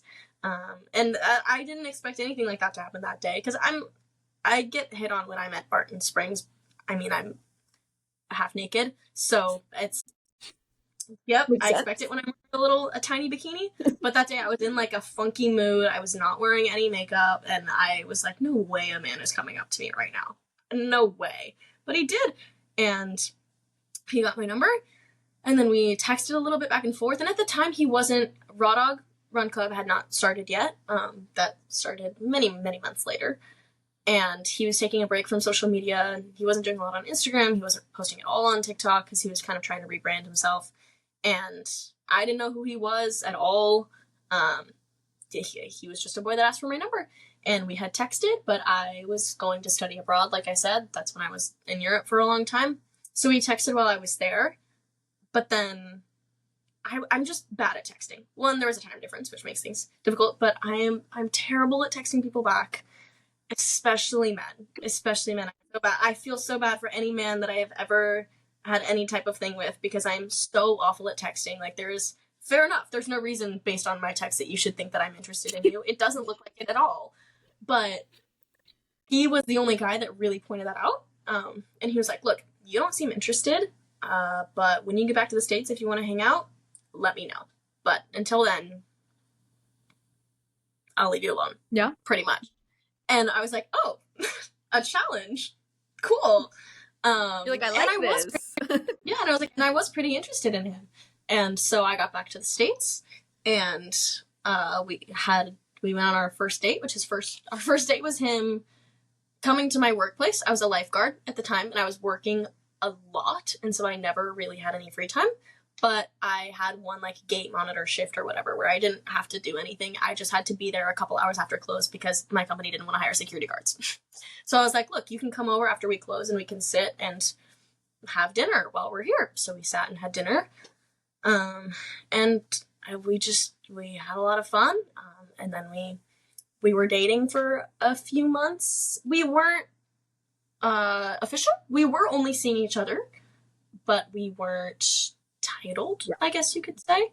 But we dated for a few months. At the time, I was house sitting, and so we'd like sit and hang out at the house for a while, and we had a great time. And then it ended because of church stuff. It was the same time that they were kicking me out. And I had kind of already decided, we had some conversations because we were really different when it came to like politics, religion, and stuff like that, and just some general values. And I had noticed it the first time that we had dated, and I was like, I don't think this is what I want. Because at the time I was still in that church, and I was like, I know that I'm only really going to be allowed to date you if you start living this way, and you have no interest in that. And that's okay, but we should probably not go any further then, because I don't see this working long term. So we stopped dating. We ended on fine terms. And then he had reached out a couple times randomly. Like, he asked me for my classical music playlist and like a DM, and I was like, what is Noah doing back here? He asked me to model for Raw Dog when their merch was starting to come out, and then He knew what he was doing. Yeah, and then I really needed some jobs in the summer. I had already had some jobs lined up, and this is pushing into like probably March of 2024. March of 2024, I'd say, because I was struggling financially and I felt really trapped in my college town, and I really wanted to start content. I really wanted to build my own brand, but I just couldn't do it. Like, I wasn't surrounded by people that were going to do it with me or anything like that, and I was just like, this isn't the space. I need to get into Austin.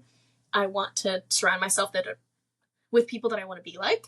And I saw Raw Dog building, because I still followed him that whole time, and I liked what they were doing. And I was going to be really busy. I already had 3 jobs planned for the summer that I was going to be working, and in summer school. I constantly overwork myself, if you can't tell. I was just about to say, you remind me of my best friend. She like puts too much on her plate, and she's like, I'm so like overwhelmed. I'm so anxious. Why am I anxious? And I'm like, bitch, it's because you have 4 jobs. Like, yeah, and that was me. That was me. I already had 3 jobs and summer school lined up, but I was like, okay, I kind of really want to do this. Raw Dog posted that they needed an intern, a summer intern. It was going to be unpaid, but I was like, okay, you know what? Do I really have the space in my brain, in my life, for an unpaid internship? No, but I want to work with them. I know I would do really well with them. I know we would mesh well based on just me and Noah and our chemistry and how we worked together before. And me and Noah were already texting. And so, because we had started texting pretty consistently after he asked me to model, and, you know, was just checking in on me and things like that. And so I was like, okay, I'm going to apply. And I texted him, and I was like, by the way, I applied for your internship. And he was like, respectfully, I'm not going to hire you under my company. We dated. That's going to be messy. Like, I don't want that. But he was like, but I do need a personal assistant, and that I'm okay with doing, because I don't want to put it on the boys, because that could make, you know, that could be a weird dynamic. But I'm okay with personally hiring you, and I would pay you. And I was like, that's even better. Let's do that. And he was like, okay, perfect. Let's get dinner to talk about it. And I was like, Noah. And he was like, what? Like, I know we didn't work last time, but we enjoy each other's presence, and then it's a free dinner. Let's get dinner. So we got dinner, and we had like kind of talked a little bit, but not much. But in that dinner, I had told him about leaving the church or whatever. And he was like, okay, so the whole reason we broke up is out the window? And I was like, yes, technically. And so then we like kind of talked, but not really. It was mainly just me starting up working for them. And then we were just platonic for the summer, and I was seeing someone else, and Noah became a really good friend. Like, we were kind of turning into besties a little bit, because I was with him all the time for working and everything, and I was over at the guy's house all the time and things like that. But we were platonic until like July. Then he changed his mind. And then I had like a little Love Island moment where I had to choose between this amazing, perfect man in my college town that I was seeing, who's still great. Like, he never hurt a hair on my head. Sweetest boy ever. It broke my heart to not be with him. But I also, long term, I just felt like we might not work. And Noah kind of proposed this whole thing and was like, I want to date you. And I was like, what are you talking about? Like, you were just dating somebody else. No, I'm technically seeing someone else right now. Absolutely not. But he was like, you kind of have to make a choice, because if I were to date this other boy in college, it would mess with some career stuff, and I wouldn't obviously be traveling with them because that would not be appropriate. And I just, my opportunities career-wise would lessen. So then I kind of had to choose between this super sweet, awesome boy and my career. Because at the time, I knew that dating Noah could happen, but I wasn't, like, in that week that I was making this decision, I wasn't sure. I didn't like Noah really like that. I was like, I don't know what I want, but I know that I don't want to lose this at all. So then it took a few weeks, and then I was like, okay, we can try and we can date. And then we officially started dating a couple weeks later, like 3-4 weeks. And then y'all were dating. We were dating. It looked amazing. It did. And you traveled a lot. We did. Oh my God. In our first month, we went to like 5 different places. That's so amazing. That's so amazing. Yeah. Okay. And then you guys obviously broke up. Mm-hmm. Was this the last time y'all broke up? Yes. Okay. Because we were, technically it was the third time. I say it's the second time. I don't really count the second time before that. Because it was like, no, let's keep this professional kind of thing. Yeah. But yeah. Okay. So then y'all ended up breaking up. Yeah, let's talk about it. What exactly happened? Like, were there differences? You know, like what? Like what went down? Right. We were really different on things. We worked together really well. We had insane chemistry. We were best friends. We enjoyed each other's presence. But I mean, he said it too publicly when he addressed it. It's just that we really didn't align on things, and we both date to marry, and he wasn't husband material. You said he dates to marry? Yes. We both are kind of more that way, where if we're not going to get into a serious relationship with somebody if we don't see it working longer term. I feel like that's kind of a general thing, even if you don't phrase it in a date to marry way. Most people aren't going to get into like a really committed long-term relationship if they're like, we're going to end in 6 months. Yeah. You know? Yeah, that makes sense.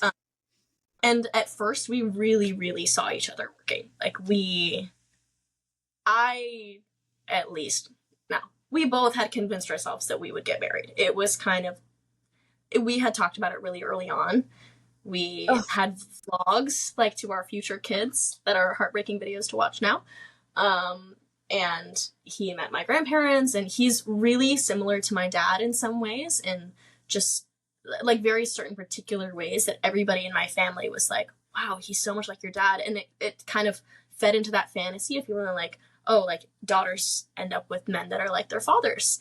And he had so many aspects that I was like, oh my, this is it. Like, he's the one. We're gonna get married. And yep, I met his family, he met mine, and we were super serious. So we thought we were aligned for a long time, and then things just kept coming up, and I had realized that it's not the way he was loving me was not the way that I wanted to be loved, and he had realized that the things that were really important to him I had no care for, and not in a bad way, but it's just, I didn't want to be a part of it. Yeah. And so he ended it, which I technically speaking, I probably should have ended it a lot before, which we had talked about too. I wrote him a letter, if we want to get super real. I wrote him a letter after the breakup, and in it, I had written down the, like, thank you for ending it when I wasn't strong enough to. Because there were a lot of times where we almost ended it, and he was like, I feel like you would let yourself take anything for us. And obviously he loved how much work I was putting into the relationship, but it wasn't 50-50. And how did that make you feel whenever he said that? Like, I feel like you would take anything to stay in this relationship, or however he worded it. Were you like, okay, or you know? I not great, but he was right. Technically speaking, when I'm head over heels in love with someone, like the way I was with him, I'm gonna do anything to make it work. And I remember seeing this one post that was like, I'm afraid of what I would let myself endure for love. And that was me. I lost some friends for a while. I became really codependent. I had a really anxious attachment style, which was weird because before him, I was very avoidant attachment, incredibly independent. I hated letting a man pay for me. I hated anything. But then when we got together, his life became my life. We pretty much just played a married couple for months because we were traveling all the time. He was my only source of income. I lived with him on weekends. We got a cat. Like, it was, we technically had a business together. We had longer term plans. Like, I was a wife for a while. And so he was right. And he was like, things keep happening, and like, you're letting it happen, and I feel like that's not good for you. And I was like, true. Anyways. And we're just together forever. Yeah, and I was like, okay, moving on. So let's try harder, maybe? But I was the one that was trying really hard, and it wasn't reciprocated. So I feel like that's one of the worst feelings, is when you are so in love with someone and you want it to work so bad, but it's just not working. It's like two magnets coming, like you keep bouncing off of each other. It's just like, I know how you're feeling. I mean, the whole situation's like, obviously very different, but like, I get it. It's the worst, but I'm the same. Like, I feel like I stay too long in relationships. I'm the type that's like, I want to do life with you. Like, I see the good in you. Right. Like, I don't know, like, I see the good in you, but like, I also see the bad, but I feel like the good overpowers the bad. So like, let me just like forgive you, and like, you know what I mean? But then it's like a cycle, and it's like, Kinley, you teach people how to treat you, and if you continue to allow this. Yeah. Right. And then, because I had hit that point, but then it's like, we had just hit a wall where I didn't want to make him change, and he didn't want to make me change. And if neither of us changed, we weren't going to work. And when it comes to like changing someone, it's like, yes, you know, you don't want to change your person or your partner, but I also feel like there are aspects of someone's like life where like they need to start thinking like, okay, maybe if I change this, like, it would benefit me. If you are wanting the good for them and they have a bad habit or they have whatever, and you want them to change, there's nothing wrong with like wanting them to change, with bringing it to their attention. You know what I mean? Like, I feel like there's certain scenarios of trying to change. You get what I'm saying? You get what I'm trying to say? Yeah, where the change is, it's okay, it's justified, it's for the best. Exactly. Yeah. And it's not this control thing. It's just like, I love you and I want the best for you, and this is not benefiting you at all. But it is unfortunate when people don't want to change. Yeah, and that was mainly, I mean, it wasn't like I was trying to make him change in like I don't want you to be an influencer content creator type thing, because that alone is that's a difficult thing to deal with. But it was never anything like that where it wasn't going to benefit him. Exactly. There were a few behavioral things that I was like, this isn't good for you or your well-being. And he disagreed. Do you want to talk about specifically what that is, or no? He exemplified behaviors, I'd say, that caused me to be concerned for his well-being, and that was a problem that we had run into a couple of times throughout the relationship.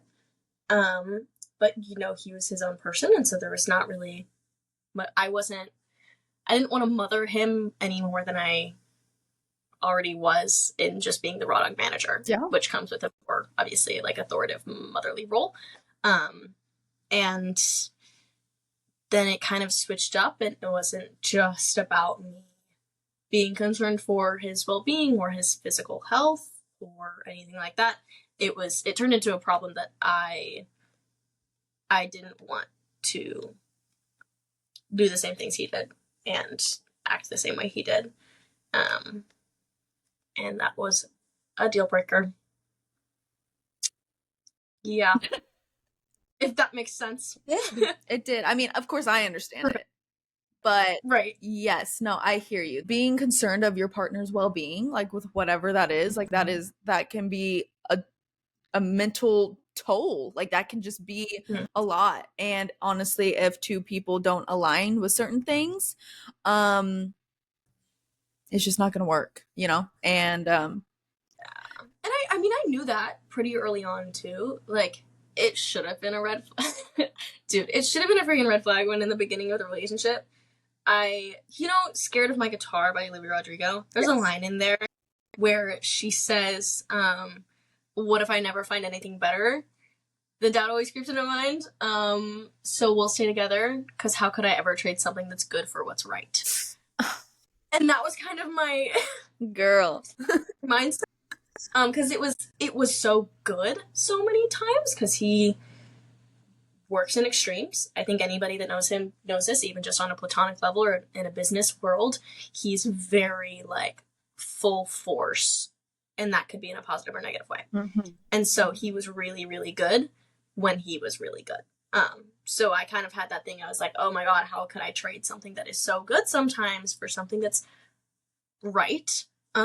Yeah. And I wasn't good at that. But then I would obviously dude, I should not have been singing Logical by Olivia Rodrigo word for word at the beginning of the relationship.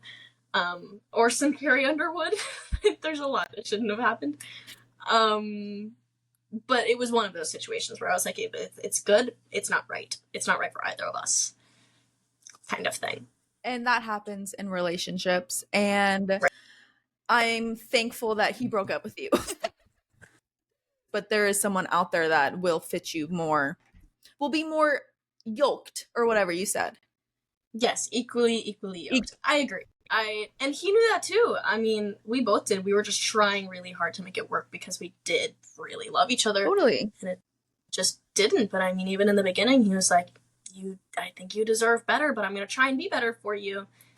And that didn't happen. You're like, that did not happen. Okay, well, you know what? Hopefully he looks back at this relationship and he's like, I mean, I know he's going to look back and be like, damn, I had it really good and I was just stuck in my little ways and I could have changed X, Y, and Z, but I didn't because that was more important. And that's what's honestly upsetting. And I feel like that's what would, if I was in your position, it would make me so upset. It's like, why is X, Y, and Z more important than this relationship? Like, why is it so hard?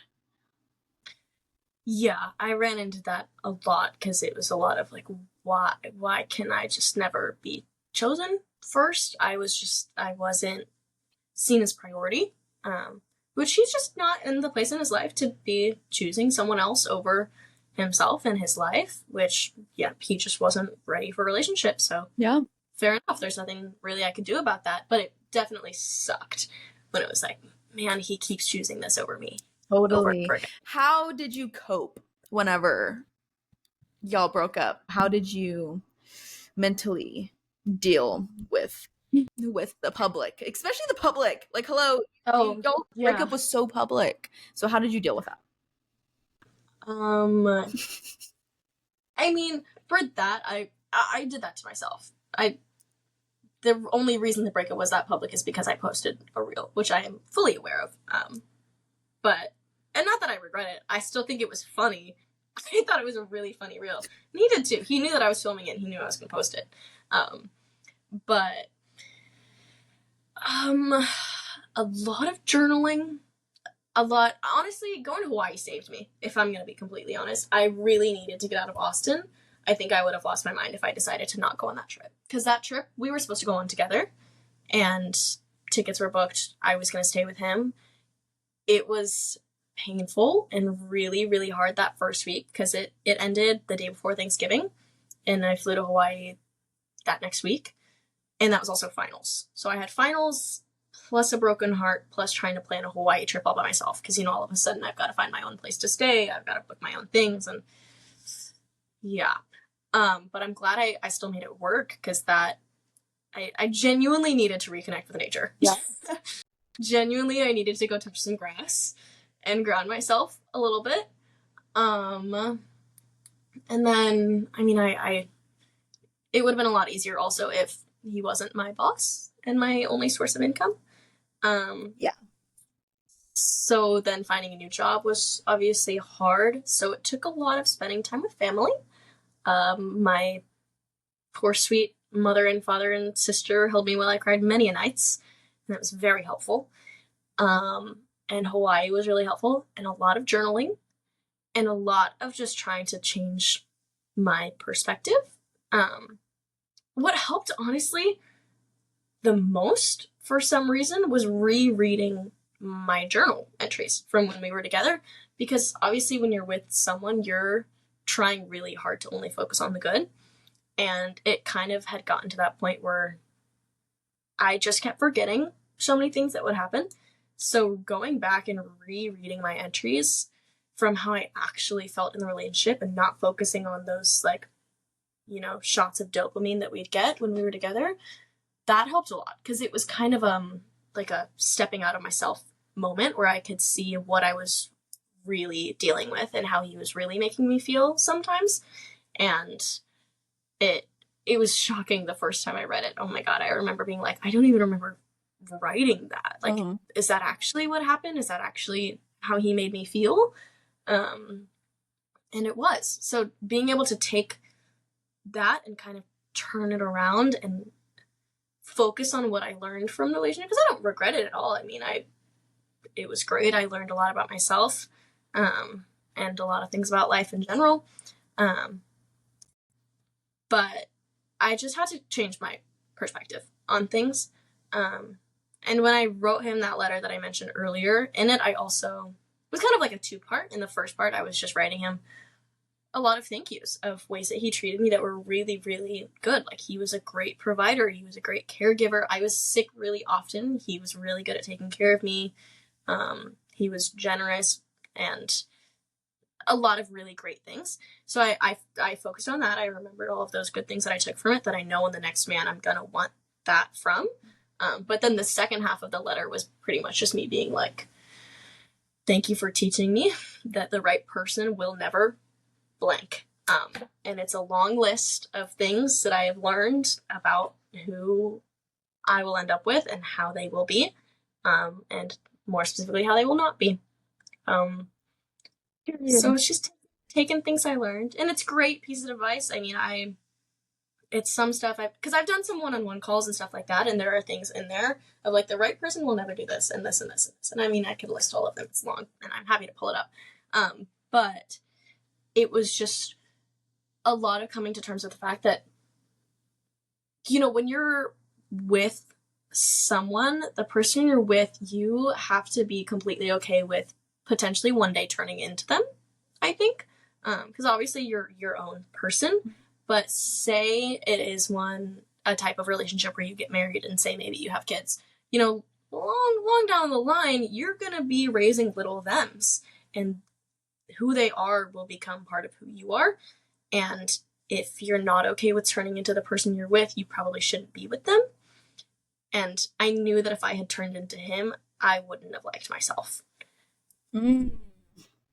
So I just had to remind myself of that a lot. And through the journal entries that I had written, I pulled out a few main quotes and put them into a note in my phone, and I titled it, "When You Miss the Memories, Remember the Disrespect." And that helped a lot. It helped a lot, because anytime I would catch myself doing a brokenhearted girl thing and rewatching old videos and stuff like that, and just seeing what our life looked like publicly online too, and remembering how good it was, I would also be like, okay, but let's remember what we've learned. Exactly. I feel like that's so common though after breakups. It's so normal for your brain to think of all of the happy times, and it Yeah. literally makes you sick to your stomach. But then it's also like you have to remember the way that they made you feel, or the things that they did, or the whatever. It's like you just Yeah. and it's hard. It's really hard, especially when they aren't choosing you. It's like, I don't know, at least in my brain, I'm like, when someone doesn't choose me, I'm the type to be like, okay, bye. But in my head, I'm like, I want to make them realize that like they just lost like the most amazing thing in the world. you know? Yep. I had those moments. It was really hard to not go online and do anything I possibly could Yeah. have done. Yeah. Um so I get that. I feel like you could have done a lot after the breakup, like posted a lot, and kudos to you for, I mean, who cares? Even if you did, like who cares, you know? But like it does take a Right. lot to just keep things to yourself because Right. you could say a lot, you know? I could. Yeah. You could, but you're taking the higher road, and period. We love that. Okay, so last question until we're pretty much done. I have like two more questions for you after that, and then we'll be done. This one's kind of deep.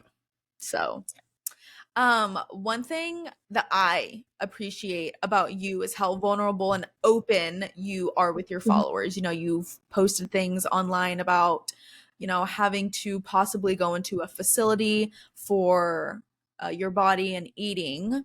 And you can Mhm. correct me if I'm wrong with any of this, but would you, my question is like, would you want to talk about that? And like, did that stem from like the breakup, or has it always been something that you've had to deal with, you know, just that kind of stuff? Mhm. Yeah. So this time around, facility stuff or going inpatient would it's less about the mental health this time around, which I'll get into that, and it has been in the past. This time it's not even for the mental health. It's simply for physical health reasons. Because I lost a lot of weight over the period of time that I was in the relationship and in that job and in school and everything. I was doing a lot. I mean, I was in 6 classes and traveling pretty much every weekend and working for him, and then also dealing with the relationship aspect, and then also trying to have a social life. Like, it was way too much. I do not suggest. Um, but I was really busy all the time, and I would just forget to eat. And he was really good about that too. He was helpful and would always make sure I ate. He'd even send food to my house sometimes if I'd be in my apartment and not at his place, and I'd be like, I've been studying for 8 hours, or I've been working, blah blah blah, and he would like Uber Eats food to my house. So he was very helpful with that. He wasn't contributing to any problems mentally with food or anything like that. It was just a personal thing. Because I don't have hunger cues, because I was pretty anorexic in high school, and when I was 15 I was like 75 pounds, so not great, and it wrecked a lot of things in my body. And one of that was my hunger cues. So I don't get hungry. I can only tell that I need to eat when I feel like I'm going to pass out, pretty much. And I start getting shaky. And so just being so busy as I was and dealing with stress, also life stress, relationship stress, Instagram stress, let's be Yeah. real, it does a lot on the mental. Mhm. um, and so I would just forget to eat. So I lost, even if I was eating, it wasn't, my body was just stressed. Yeah. Yeah. Um, so I lost 17 pounds over a couple months accidentally, which I was already in lower weight than I should have been. And so it just started to get dangerously low. And I've had a nutritionist for the past year and a half, and she was just like, look, if you lose any more weight, like, it's not safe for you to be traveling alone. It's not it. Like, we were going to try and actually cancel my lease at my apartment, and I was going to have to move back home for a while, just to try and deal with that. We're still in that trial run. If I'm still losing weight, and even if I'm eating and just like other health stuff like that, then I'll probably have to still try and terminate my lease and move back home. Um, but that was mainly it. Is she was like, it's getting dangerously low, even though it wasn't intentional. Like, I've been trying to gain weight. It's a struggle. Yeah. But she was just like, we'd have to put you in a facility so that you can spend a couple of weeks just gaining weight. And be like really inpatient so I can focus on that, since I'm always so distracted with other things, and I continuously put more on my plate that I wasn't taking care of my body. And she was like, we need to make that priority, and if we can't figure out how to do that in your normal day-to-day life, then it's gonna have to be Yeah. work. Yeah. Yeah, like if you aren't able to do that in your everyday life, like you got to go somewhere where that's the only focus. Yeah. Yeah. Okay, so that's still a possibility. We don't know the plans for that. Yeah, I doubt that's gonna happen Okay. because I've been good so far. Well, yay. That's good to hear. Yeah, we're trying, we're trying. I drink a lot of as many protein shakes as I can, which sucks. Protein shakes are But disgusting. yeah, I have a fridge full of them, and actually the ones I've been having, they're called like Kate Farms, I think. They're pretty good. It's just it gets exhausting Yeah. to have, and then also when you already don't have the hunger cues and you're not hungry, trying to force feed yourself is really difficult. And I'm also still busy because I still keep putting things on my plate. So that doesn't help, but we're on the up. I haven't lost any more weight in a couple of weeks because I think I lost 7 pounds, 6 pounds during the breakup. The rest I had lost a little bit over more time. The breakup itself was a lot. And since probably after Hawaii, I haven't lost any more weight. So I should be fine. I don't think I'm going to have to do anything, but it was on the radar. Okay. Well, I'm happy to hear that we are on the up. I know that that's like it's like a roller coaster with this Yeah. kind of stuff. So I'm sending you good energy. The reason I asked that, by the way, just to preface, because people are probably like, that was really like an invasion of privacy. First of all, I've sent her these questions before, so she approved all of them. I also talk about it publicly in my Q&As, so Yes. it's okay. And I've had like listeners talk to me about this kind of stuff, and I'm like, I've never personally gone through this, so like whenever I saw that you also posted it, I was like, okay, my listeners can relate to you. No, I've got all the things. I did all the mental health problems. Depression, anxiety, ADHD, eating disorders. I've done it. What do you plan to do on social media? Is that like something that you're thinking about doing in the like continuing to do, or are you wanting to go like another route? Just what are your plans for the future? Yeah, social media definitely is in there. I have always wanted to do it, and it's really fun for me. It's a great creative outlet. I love doing it. I'd like to turn it more into a career than just a hobby because it's mainly a hobby right now. There's very few times when I've monetarily benefited from it at all. So I'd love for it to turn into something a little bit bigger, and I would love to travel with it more. I want to work with brands. I'd love to do some brand trips, brand deals. Fashion Week is my number one goal. Well, okay, number one goal is being signed with a modeling agency because being 5'3" is not that's not a thing really to be signed. So hopefully I can build a big enough platform that they won't care, and it can turn kind of more into a creator collab as well. Yeah. While still do what I love. So definitely social media, a lot of travel, modeling. I'd love to go into longer form content eventually. I love YouTube and all the things. Right now, that's just not in the cards. But down the road, I'd love to do it. I want to write some books for sure. Yeah, you got a lot of things you can write about. Definitely. I do plan on writing some books.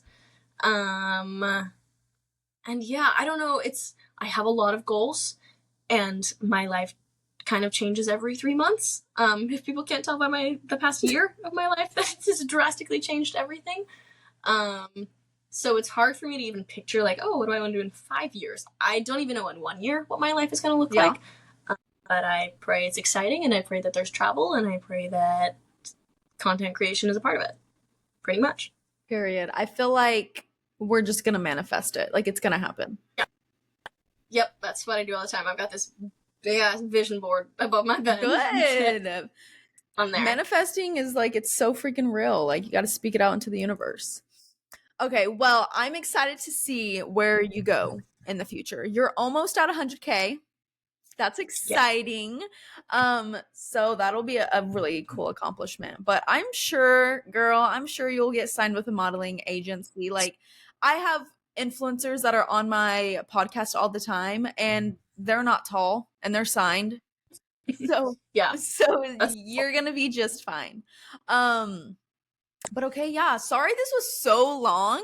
I this It's is the okay. longest I've ever done with someone with anyone. Really? So, yeah, thank you so much for coming on. I know you are busy, like you said. You got shit you're doing all the time. So, I appreciate you for coming on.